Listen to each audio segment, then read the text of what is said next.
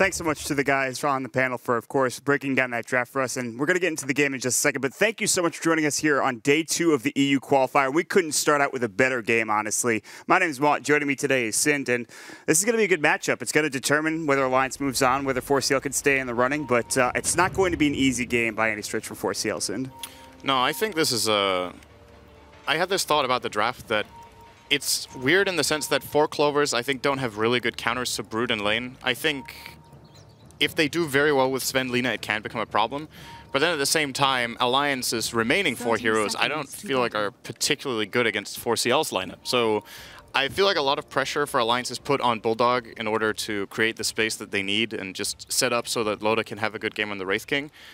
If you look at 4CL's lineup, that lineup is godlike minute 15. Yeah. And fighting into this is ridiculously hard. You have a support Leshrac for that, and a Brood who can't join fights? Not much win the damage. lanes. It's going to be tough.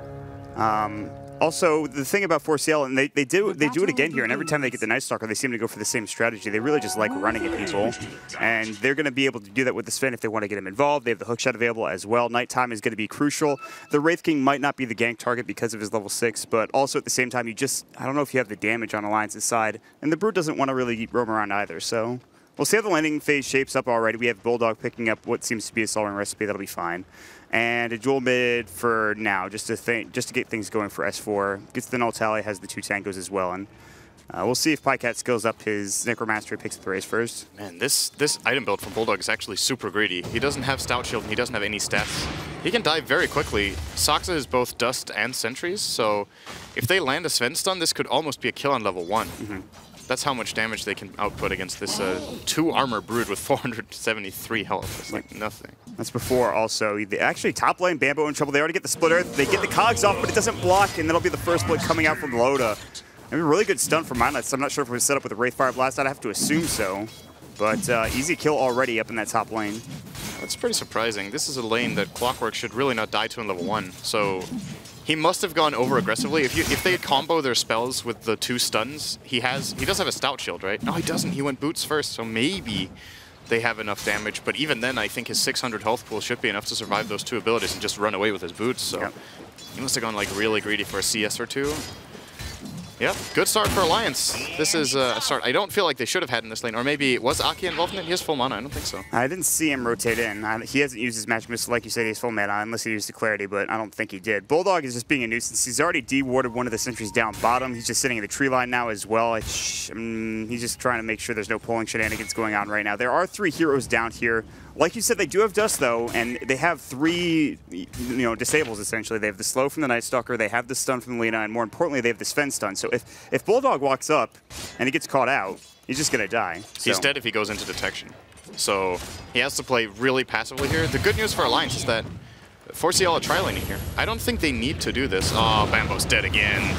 It's caught out. Wraithfire Blast coming through with, again, the stun from the Leshrac. And they're actually getting a lot of gold for this Lesh now. He's 661 gold. He can buy his boots. Meanwhile, the top rune spot, Pycat will find out. Okay, but he's just going to pop the regen rune and head back to the lane. So that's also really interesting. I don't know how this laning matchup is going to go. Quap is generally just a dominating hero, but eventually there will be stacks for Pycat to take, or just he can head in the jungle and be fine one way or the other. That's the thing. They don't really have stacks because EGM is AFK bottom lane, essentially. And I don't really agree with 4CL's approach to this. The Brood is a big problem for them to deal with, but Night Stalker isn't really providing anything down here. He could be stacking for Pycat, and then if he's like, well, if I stack, I don't get experience, then they can split it. And then that way he makes his comeback into the game toward minute 4. He needs some levels for when he hits that first nighttime. I think that's the biggest issue, and that's what they've done really well, especially when they've had Bambo on the hero and they played in the off lane. They get him levels, they start rotating around, they start getting kills. That's not happening. He's not getting experience right now. He is level 2. They've done a great job dealing with Bulldog and making sure he can't get up, but he does have a Soul Ring now. He can spam out his Q ability and go from there. So, but the biggest thing, again, is that Bambo is just having a rough time. But we've seen this so often. Like, Bambo will get ganked like 3 times, and then he'll just proceed to own the game. It's just what he does, I guess. It's just typical Bambo Dota.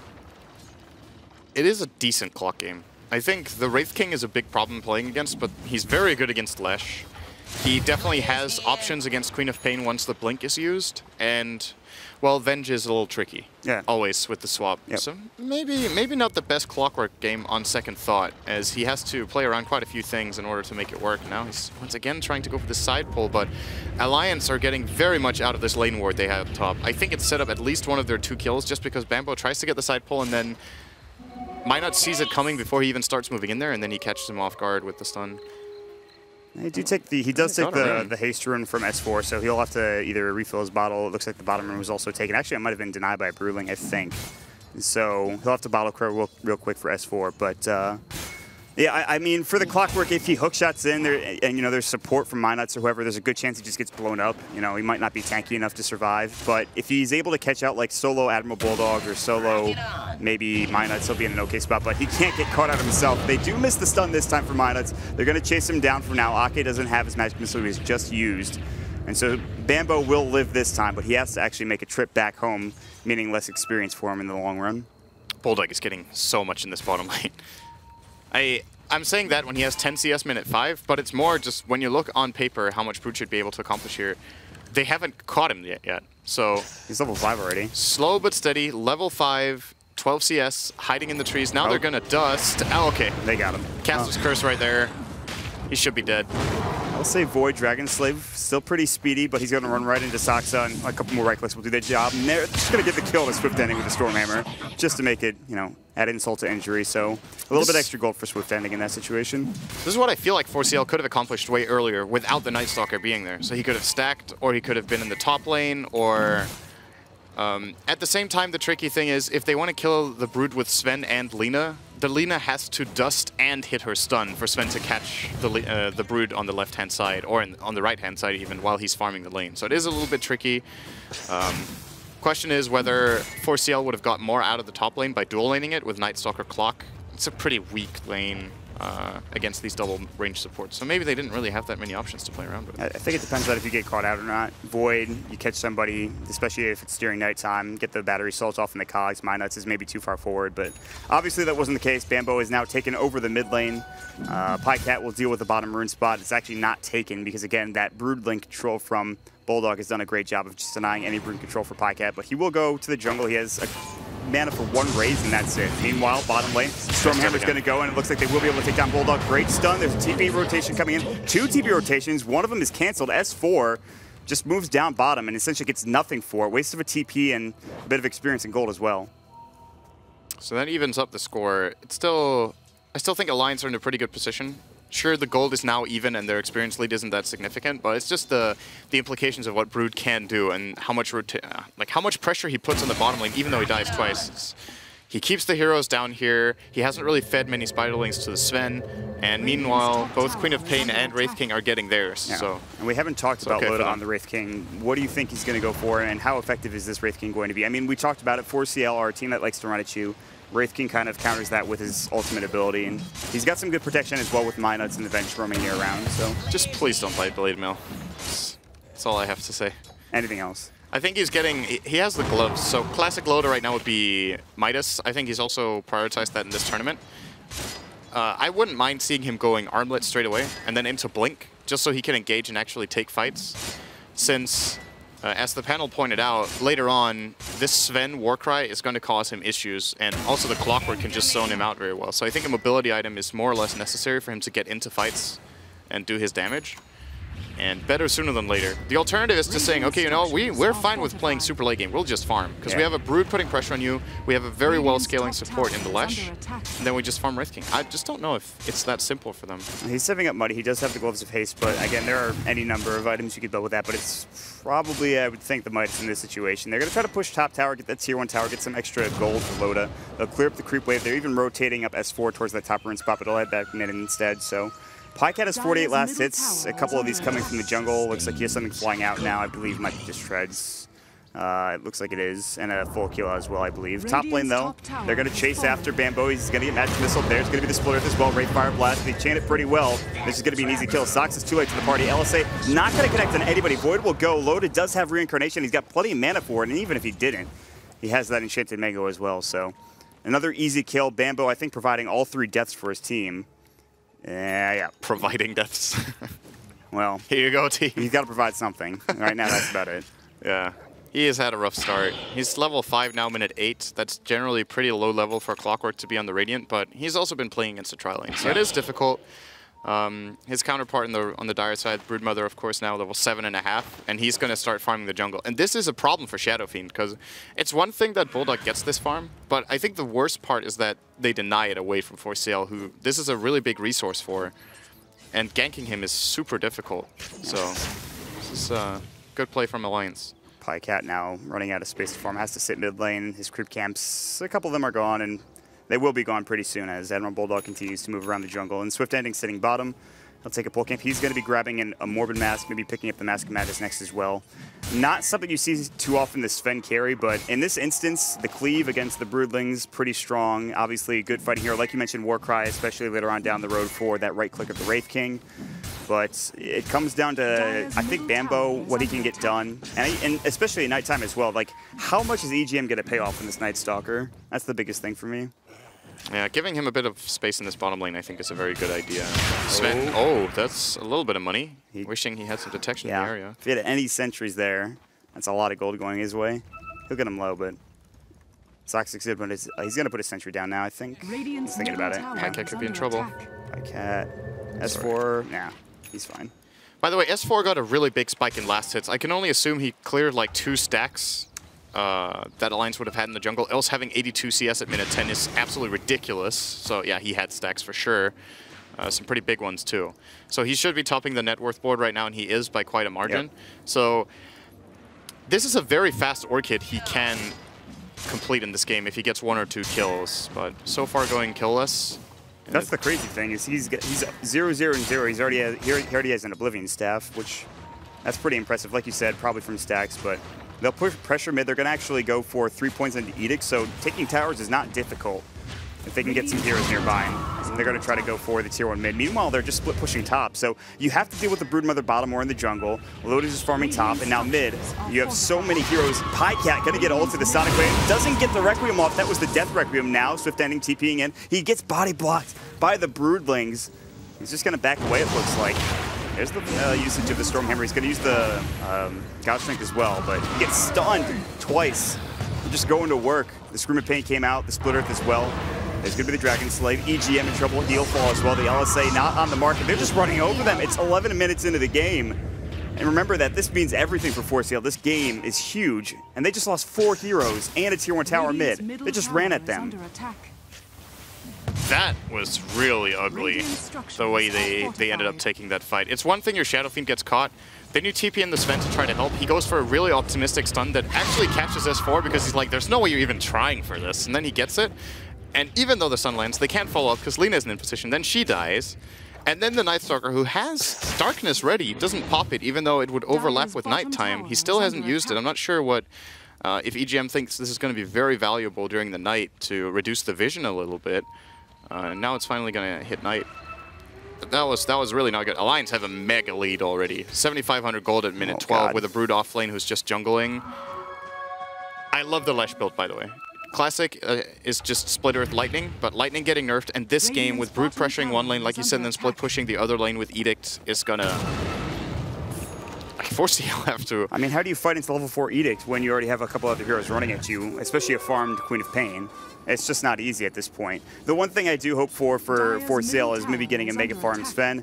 Pycat will run into the jungle. He'll pop out of the Invis right in front of Loda. He does, of course, have Reincarnation. So even if they bring him down, they're going to just TP in heroes in mass, and they'll do exactly that. They have 3 heroes rotating in, and now they're just going to get jumped on. S4 jumps in, gets the Scream off. Does he have the Sonic Wave? No. 22 seconds. They'll void up Loda. They don't want to chase any further. Here comes Swift Ending. The hook shot in. Can they finally turn this around? Loda in trouble. Splitters will go on to 2 heroes. Beautifully done by Minus. Sexy Bambo will go down first on the other side. Pycat, he'll fall, but they get the Queen of Pain. Swift Ending goes down to the Edict of Minus. They're so low. They want both of these kills, and the Guna will pick up that kill onto Ake. And we'll get a double kill for Minuts. But it's a 3-for-3 trade, and I guess at any point in this situation, a trade is good for them, with the exception of the fact that guess who's just bottom farming? Yeah, I was about to say Mother comes, but Brood isn't going. He's just staying bottom. And I think Bulldog is more or less getting 2 towers here, since they all TP top. Apart from the Clockwork, who could try to TP bottom right now, he's going to rocket first and then TP in. Might stop Bulldog here. He could have been a little bit greedier there, I guess, but playing it safe, goes back. And just into the jungle. He got so much out of that. This Orchid for him can't be far away at this point. That's, yeah, he actually has it. That's 2 Orchids coming out for Alliance at minute 14. 4CL are going to be really hard-pressed to even getting into their jungle now. I mean, how do they fight? How do they take any sort of engagement or skirmish when it involves those 2 heroes? It seems to be almost impossible in this situation. They just get jumped on by one of those 2, get Orchided up, and there's not much they can do in that situation. I mean, that wasn't a bad fight, to be fair, top lane. It's just Minut's had a great double stun again, and the reincarnation really makes it tough for 4CL to just get a kill and get out. It's just... That's one of the biggest, if not the most useful thing about the Wraith King is just you can't kill him and just expect to get out of there quickly. It's just not going to happen.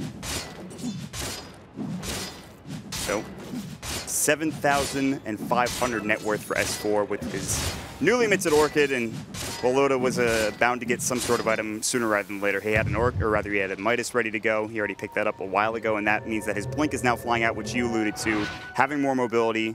He can get in and out of fights quicker. It really puts things into perspective, right? Alliance are leading by S4's net worth. They could take him out of the game, and the teams would have equal net worth.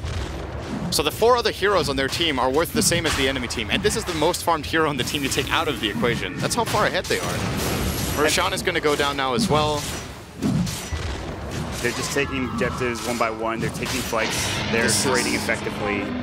This is starting more and more to look like an absolute beatdown. It was good that 4CL showed signs of life, but it's not good enough trading 3 for 3. They need a massive fight. Even winning a fight 5-0 is not putting them in the lead in the game. So they need to pull off something really big. I think the biggest thing, too, is that the sustained damage from Saxa is just going to get destroyed because he's going to get Orchided. Highcat will get Orchided, I'm sure. He has decent right-click, but just anytime they take a 5-on-5 engagement, it's just a bad idea, I think, for 4CL until they can get some extra farm going their way. Looking for LoDA, his Blink. I love this. Good choice. He uses his Mango by mistake.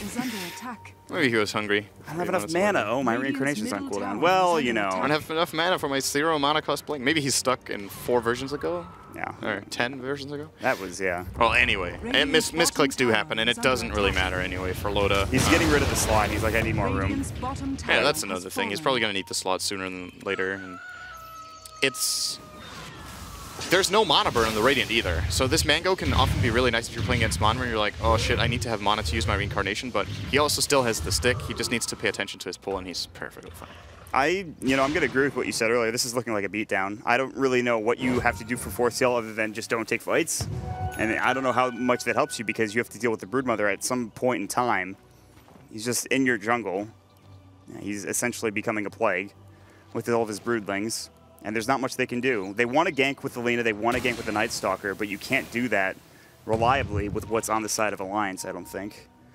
So they can't enter their jungle anymore. Yeah. It's just not an option. So you have to farm the enemy jungle, but they're not doing that either, because they're scared of the other heroes. LoDA's just farming that.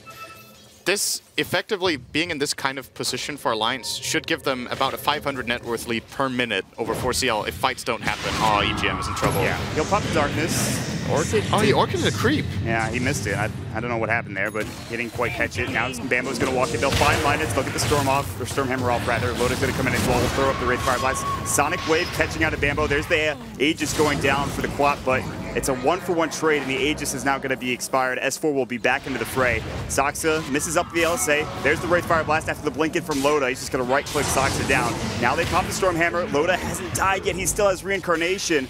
Bulldog is starting to come in as well for the first time in what seems forever, maybe in the entire game. Minus will pop his Pulse Nova. He even uses his Z-Deck. Highcat will pick up the ledge at the very least, but they lose the Tier 2 tower. There's just too much to deal with right now for 4CL. It's not going well. They do pick up the Blink for the Sven, and he has some extra mobility now, much like the Wraith King, but he still has a long way to go. Man, Alliance is so far ahead. That fight wasn't even that well executed by them. They missed the Orchid from S4.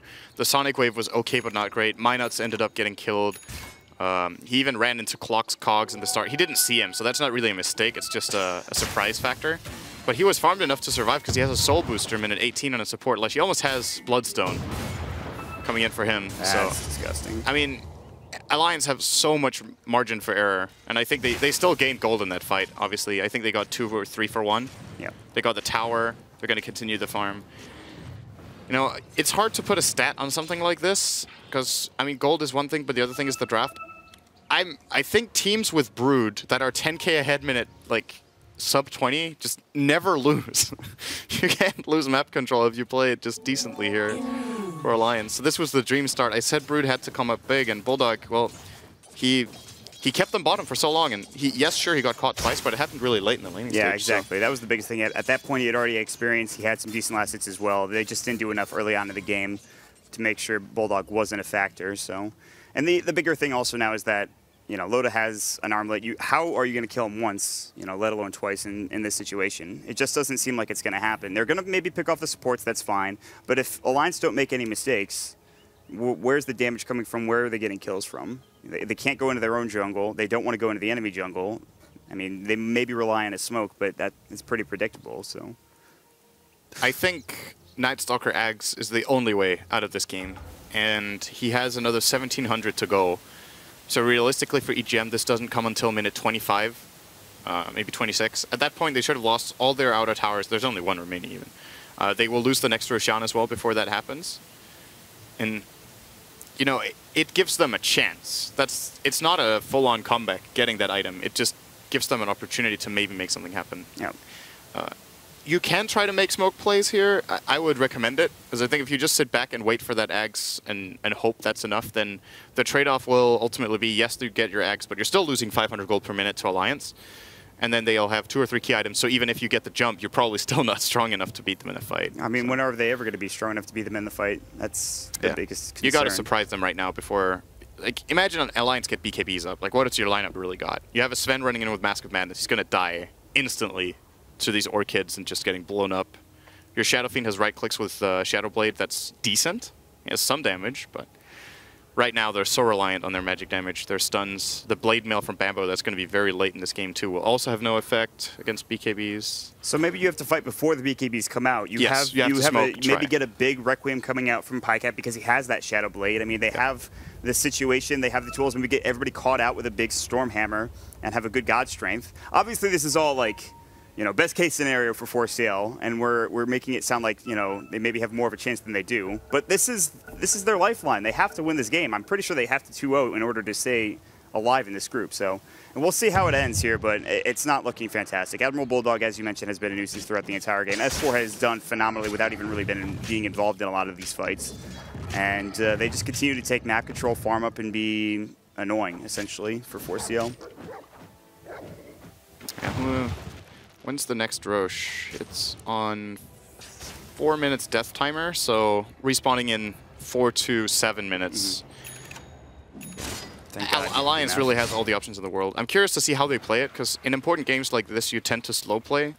But I wouldn't hold it against them to try to make some aggressive plays with their Broodmother in the enemy jungle just to completely shut down 4CL. Speaking of BKB, he's got an Nurgle Club on Admiral Bulldog, so yeah. If they want to get something done, they'd have to do it now. Not only that, the Lesh, as you talked about, getting the Bloodstone is now inherently more tanky. You thought, you know, the Disco Goat was gone. No, he's a Bloodstone. This is a support Lesh. He's level 11 at minute, 20 with a Bloodstone at this point. This is the farm you have if you have a bad game as mid-Lesh. Yeah. I mean... So, ouch. Listen, guys, I don't know what to tell you. Pulse Nova and Edict, still pretty good spells. You know, all right, Lightning Storm sucks, but whatever, who cares? You still own... and that's what they did. They used Edict, they pushed down towers, they had really good stuns coming out from the Split Earth as well. They used this as a support Lesh, as it's just super effective, essentially. And they killed Bambo multiple times with him. They'll have Pycat go up top, he'll just try to farm a bit more. He's up to 1,700 gold, so another item could be coming soon. And he might be one of the keys to victory here for 4CL. He's got the Shadow Blade, obviously. He'll actually pop an Invis Rune, head closer into the jungle. He'll probably scout out S4. Does he go for the Requiem? Do they have any detection nearby? They have sentries. If Ake places one down here, that's it. That's where oh my god.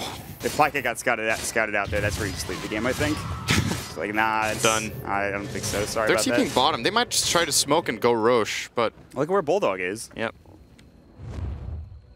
Yeah, he knows. I like it, though. It's a desperation play, and I think you have to take these chances when you're this far behind. They're reading the situation correctly. If they're just like, well, we can win late game, just slow play and try to farm, no. You're getting out farmed mega hard. So you got to get something done. They're actually looking for the Brood. I thought this was a Roche smoke. I think smoking to kill the Brood here is not going to yield them enough of an advantage, but a small victory is still a victory. but they're not getting anything. I mean, Brood had his Broodling scouting out, making sure he saw what was coming. Obviously, they were smoked up, but nobody was farming the jungle camps. There was only one person in lane, and that was Bambo, who came later. So Bulldog knew. He's a bit crafty, so he'll head up to the high ground and Stan will just stay there and maybe just wait for the Roche respawn. And this all the while makes sure that, Alliance gets even more farm. Another BKB starting to be built for the Wraith King. Loda's going to be picking that up soon. So that time we talked about for big team fight abilities is coming and going, essentially, Sind.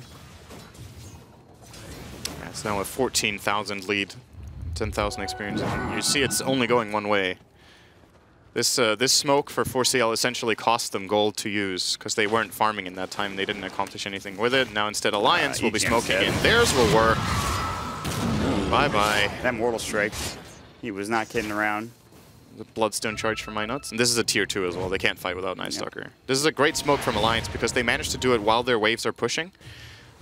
So it brings an extra reward with it in the form of an objective. And in the meantime, Admiral Bulldog stays bottom, continues to either cut the creep wave, get in a couple of extra Broodlings, his Q ability, and there will be a TP coming out from the Venge. They'll try to go on Pycat here. Pycat does have a Shadow Blade, but there's a lot of detection on Ake. This should be a kill. No, he doesn't go any further, and because of that, he actually might make it out alive.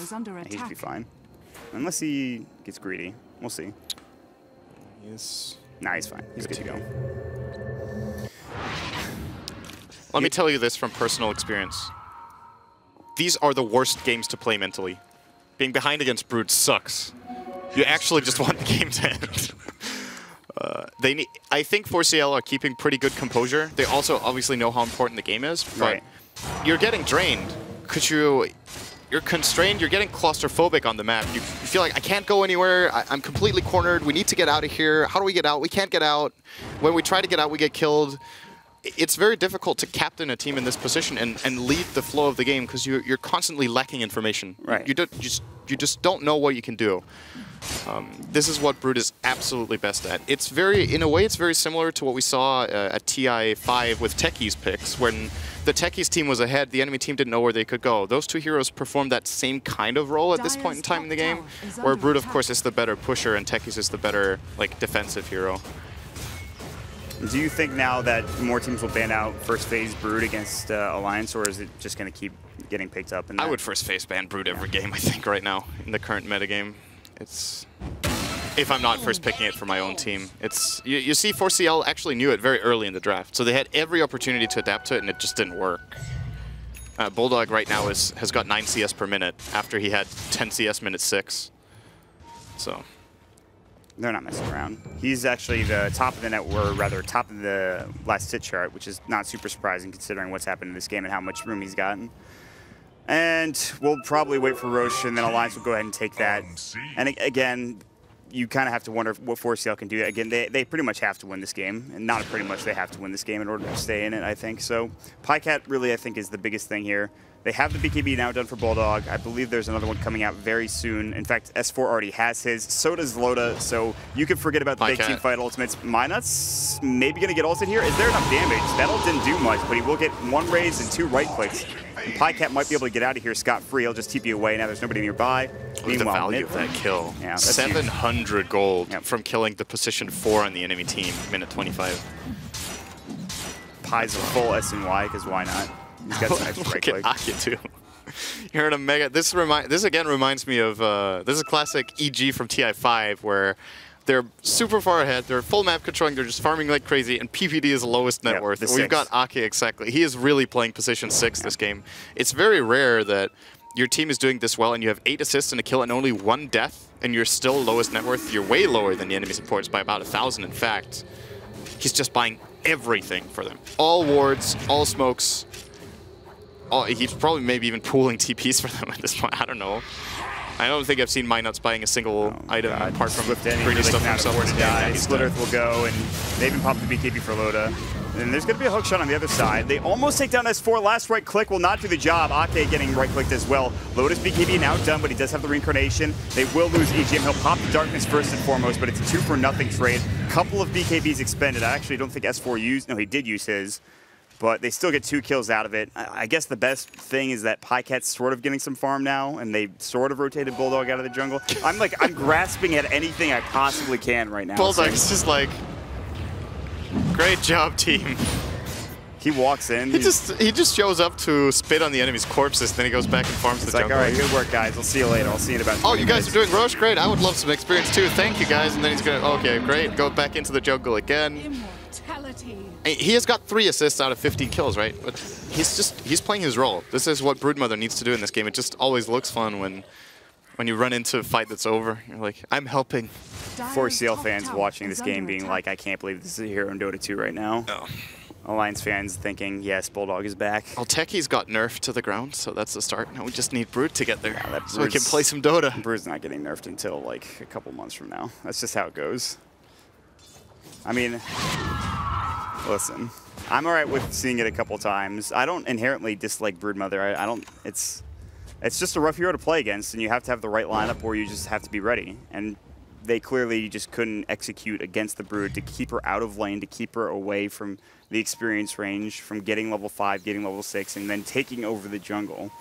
It's easier in 7 Dead, obviously, but Pycat now with the SNY will have the Shadow Blade, like we talked about. Swift Ending going down means that his BKB is even further away. And top lane, we're actually going to see Saksa caught up by S4. There's the Orchid, and the Soulburn should do enough. He'll actually just right-click him down, because why not? Just get the kill quicker.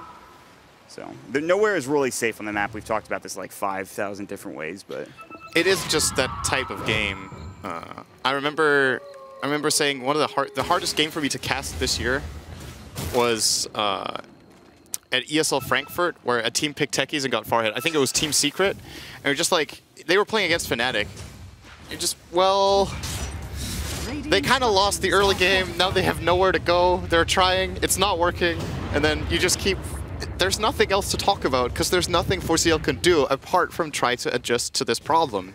There's no more depth to the game. This is very, very one-dimensional right now. Loda's going to jump in. BKB's going to pop, has the reincarnation, and he's just going to go to work. He'll pick up one particular kill. That'll be on Bambo. He's actually low. The reincarnation's about to pop. Ooh, good armlet toggle. Swap out onto EGM. They can't afford to lose another hero, and they will. Stormhammer, too late, but they will pick up the Raze kill. It's just the reincarnation. They'll take the tier 3. They might even keep going here. They still have Edict. It's up in 8 seconds. Alliance are just looking to just take the base. Nice work, team. Yeah, Bulldog's just saying, thanks, guys. I got bottom. Don't even worry about it. We got this. No problem. Man, this game is so over. I can't. There's just nothing. All right. Classic stuff, honestly. This is, you talked about demoralizing losses. This is one of the most demoralizing losses I think you can ever have in a Dota game. I really don't think 4CL had a good game plan against what Alliance brought to the table. Putting that tri-lane bottom for the first 6 minutes, just letting Brood leech experience still and not finding kills, essentially got their clockwork completely useless in this game. Bambo has been able to do absolutely nothing, more or less, compared to how impactful a player we've seen him be in the tournament. Loda got free farm. They won the mid lane Quap versus SF, who didn't even get stacks because no one was stacking for him. Yeah. I mean, it looked like they didn't know how to deal with this Brood, even though they had 4 picks. It's an outdraft and an outplay, I think. Yeah, going up to top lane with Bambo. I mean, let me ask you a question. Do you think Bambo, had he not gotten killed those couple of times, do you think it would have made a difference in how this game had gone? It's a hard clock game because he can't gank mid either. Yeah. So, yes, of course, it all makes a difference. I don't think it would have been enough. Right. But, yeah. In hindsight, it's hard to say what they really could have done. I don't think they could have run an aggressive trial and won that either, because Wraith King Venge Lesh is a really strong lane. So something like Lina Sven +1 up there also wouldn't have won. You know, that's a trade-off you can take and be like, okay, we can't deal with Brood. So we're going to let Brood farm, and then we're going to try to win our 2 other lanes so our other cores get strong, and then maybe we can defend towers against Brood and take some ourselves. Instead, they barely got 1 tower this game, and just lost the entirety of the map, focusing too much on the Brood. That's the worst feeling. Your bottom rack is getting taken, and Bulldog's ban it and play Dota. I mean, Bulldog's memeing you bother? while he's taking your bottom racks. He's just throwing out the dance games.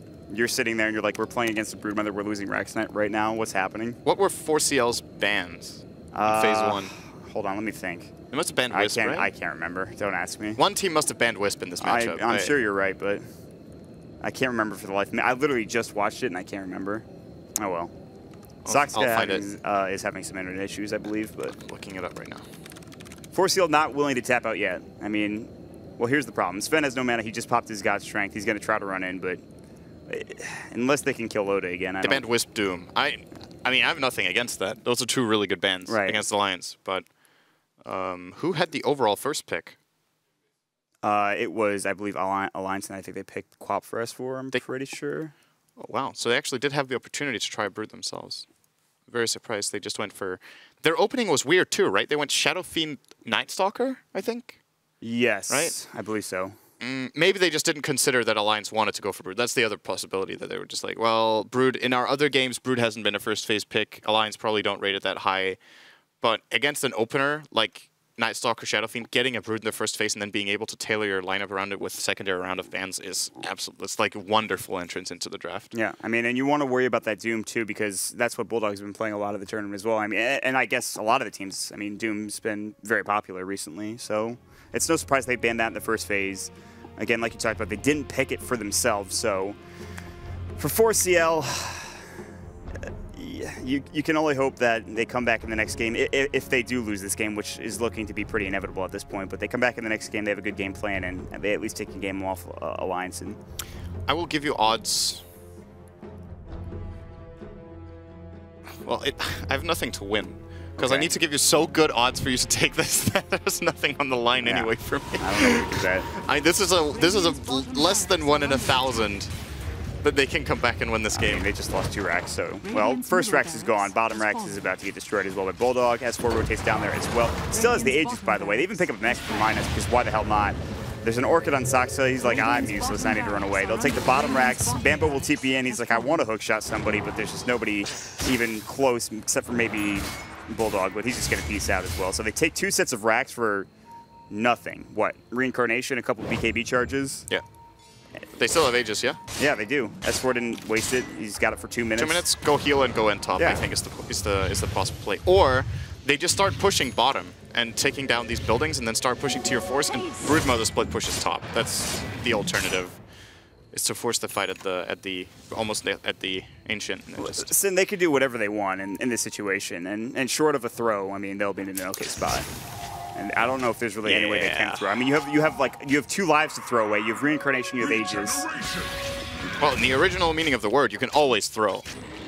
You know, that's always. You can always be like, we want to lose on purpose now for no reason. So. Here you go, guys. I want to keep you alive in the game. Our old buddy EGM, we owe it to you. Thanks for TI3. I don't think they're that good friends. That's, that would be the dream. That's the storyline we haven't... I'm not sure if the panel talked about it. That's obviously the story here. EGM against his ex-team from 2013 that was the best team in the world for a good 4 or 5 months straight. Yep. Alliance were not only good at TI, it's what they're most remembered for, of course, but they got multiple first and second place finishes. Basically, Alliance and Na'Vi completely dominated the European scene for a good half year. And then they both started losing, and they never really came back, either of those teams. 2013 was their golden year, and 14 wasn't very good. The Na'Vi team of that time with Kuroki and Puppy still managed to get at least the top 8 at TI. They obviously weren't satisfied with that. Other tournaments they did okay in. Alliance were really not good that year, and they've just struggled ever since to find their stride again. I mean, obviously you don't want to say anything. Obviously this is not indicative of their overall play, but they're looking pretty damn good. They're top 2 currently in the group, and it looks like they might even secure that here pretty soon. S4 is going to go to work on the tower with Bulldog. They're trying to go for a smoke wraparound gank, and I mean, they got to try something. Meanwhile, they find the Night Stalker. They blow him up with 2 hits. Stormhammer will go. Bulldog's just going to town on Swift ending. He pops the God Strike. He's not doing anything. Laguna will come out. The GG's called, and that's it. It's Dunzo McDunzo, and that's not a way you want to go out if you're 4CL, but Alliance just played a monstrous game. I mean, they manhandled them. You're 100% positive they're out now? There is no possibility that they get a draw? I checked the standings earlier. If they get a draw, that'll give 1 point to 4CL, who I believe has 1 point currently. I just don't think it's possible for 4CL. I'm pretty sure it's not. But we'll get clarification when we get to the panel. But with that being said, I mean, 4CL just... Yeah, they're in trouble. That's all we can really say. Swift Ending didn't have a great game on Sven. It might have been a good idea. It didn't work out, obviously. Bambo died a couple of times, but the main factor, Bulldog getting whatever he wanted in that bottom lane. There were a couple of stacks for Queen of Pain. She got an early Orchid. Loda got Monstrous Farm, and then they just ran out towers. I actually think Minuts was one of maybe the most important facets of that game because the Edict allowed them to push and push past towers and maybe even go for dives as well. So. And the key kills top were great. Put them ahead. Yeah. All in all, very solid. You're right. 4 Clovers are out. Yeah. They have 1 point right now. They can maximally get 1 point from this game and then 3 from the next, which would put them at 5. And Team Liquid have 6 points, and Alliance currently have 7. So they're done. Very unfortunate. I think they've been showing really good form lately, so I had decent hopes for them of maybe making it out of groups, but not this time. I thought they started out well, and of course the qualifiers. It doesn't end well for them, however. I was looking forward to maybe a Game 2 with everything on the line, but that doesn't seem to be the case. With that being said, though, we are going to hand it back over to the panel guys. Stick around.